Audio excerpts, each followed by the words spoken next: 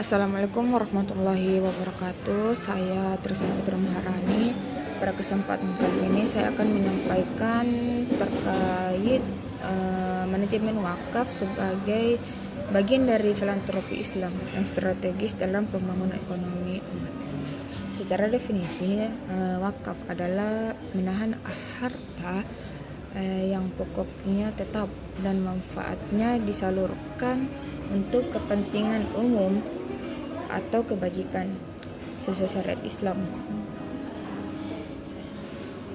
Wakaf bisa berbentuk tanah, bangunan, uang, atau bahkan aset digital selama manfaatnya dapat digunakan secara berkelanjutan.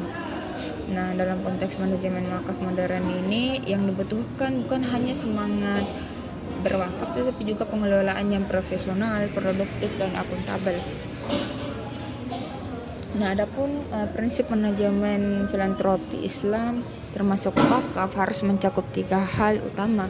Yang pertama itu tata kelola kelembagaan yang kuat, pemanfaatan teknologi digital, dan yang ketiga itu orientasi dampak jangka panjang atau impact based management. Pertama, dari sisi kelembagaan, nasir wakaf harus memiliki legalitas, kapasitas manajerial, dan integritas tinggi.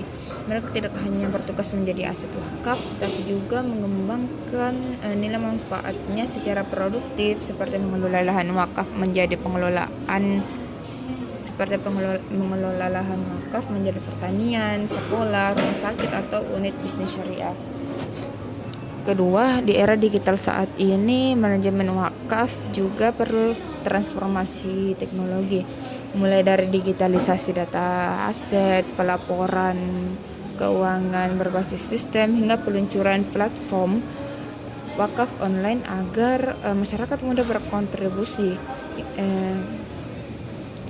Inilah yang disebut wakaf 4.0 yang selaras dengan gagasan zakat 5.0.